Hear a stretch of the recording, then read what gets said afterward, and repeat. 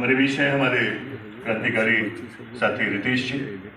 मैं चाहूँगा कि रितेश जी आप आए और अपनी बातें रखें। हम स्वागत करते हैं तालियों के साथ रितेश जी का भी। आदरणीय हमारे बीओ साहब सरमेरा से उपस्थित हमारे आदरणीय बीओ साहब, हमारे विभिन्न विद्यालयों से उपस्थित गणमान्य प्रधानाध्यापक, बड़े भाई शिक्षकगण एवं दूर दराज विद्यालयों से आए हुए सभी साथियों, सबको मेरा हार्दिक अभिनंदन। बहुत ही मार्मिक पल है, बहुत ही भावुक क्षण है। आज हमारे सभी छोटे बड़े सभी भाइयों के चहेते, सबके प्यारे हमारे बीओ साहब की आज विदाई का समय है। जैसा कि हमारे बड़े भाई आदरणीय राकेश जी ने कहा कि अपने व्यवहार से, व्यवहार कुशलता से इन्होंने सबका दिल जीता।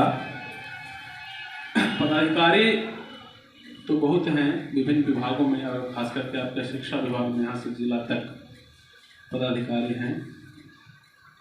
और शिक्षक, जैसा कि हमने महसूस किया 2003 से हम शिक्षक हैं।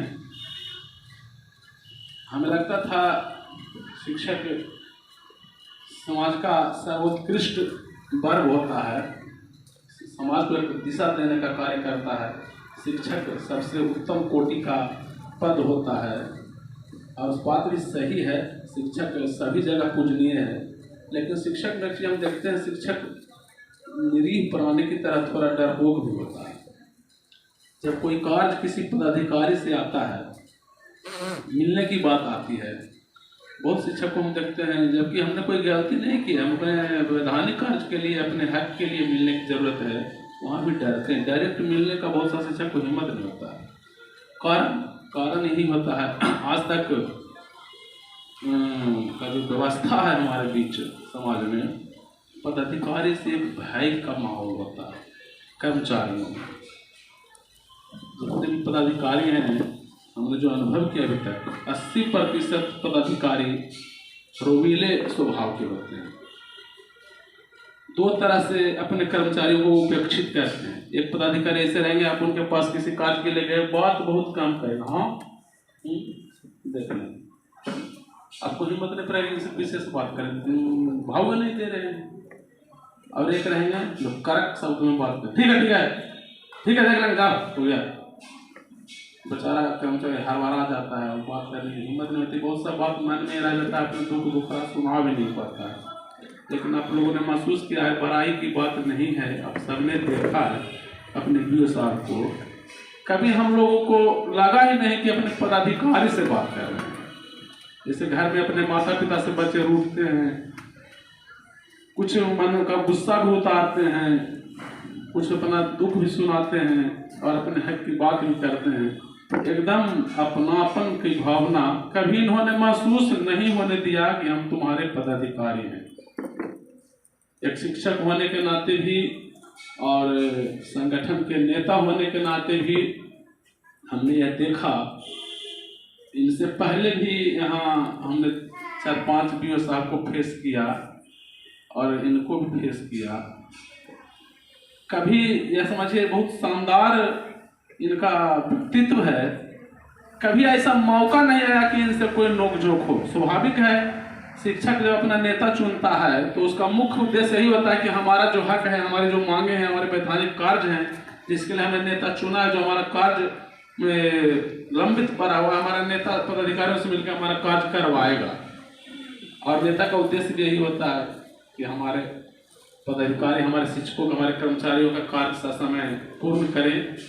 और इसी के लिए हमने कई शिक्षकों के कई प्रकार के सामूहिक कार्य हुए, व्यक्तिगत कार्य को हमने आदरणीय बीओ साहब से संपर्क किया। कभी ऐसा मौका नहीं आया इनके मुंह से ना निकला, और कभी ऐसा मौका नहीं आया कि इन्होंने किया ही नहीं। हर कार्य को बखूबी ससमय और कुशलता से, योग्यता का कोई सानी नहीं है। हमने देखा है छोटी छोटी बातों की तकनीकी जानकारी जो होती है हमारे आदरणीय सर में है। हाँ, हमने इससे बहुत कुछ सीखा भी। कभी कभी मुझ में थोड़ा सा ऐसा है जिदपने, या कह सकते हैं कि जल्दबाजी की बात, कुछ कार्य लेकर आए और सर बोले कि अभी नहीं, फुर्सत नहीं है, फलाने चार्ज में व्यस्त हैं, कल मिलेंगे, अगले दिन कर लेंगे। कभी कभी लगता था कि पता नहीं सर लगते हैं टालते हैं, लेकिन टालने की भी जो इनकी अदा है बेमिसाल है। टालते भी तो इस विनम्रता से, इस प्यार से कि आप नहीं कह सकते हैं कि सर आपने टाल दिया। और लेकिन आज मुझे महसूस होता है कि मैंने कभी टाला नहीं। एक पदाधिकारी होने के नाते बहुत बड़ी जिम्मेदारी होती है, अपने कर्मचारियों को भी खुश रखना, अपने पदाधिकारियों को भी खुश रखना और अपने विभागीय कार्यों का ससमय कुशलतापूर्वक निर्वहन करना, सभी को लेकर चलना एक बहुत बड़ी चुनौती होती है, जिसको इन्होंने हमेशा कुशलतापूर्वक निर्वहन किया। और सभी कार्यों को निपटाते हुए शिक्षकों को खुश रखना साधारण बात नहीं है।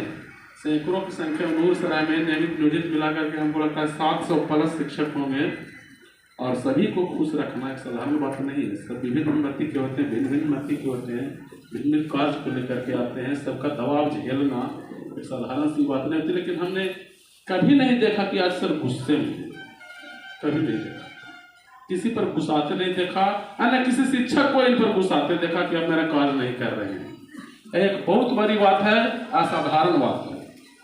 यह एक महान व्यक्तित्व को चित्रित करता है और हम इनके इस व्यक्तित्व का नमन करते हैं सार्वजनिक रूप से। तो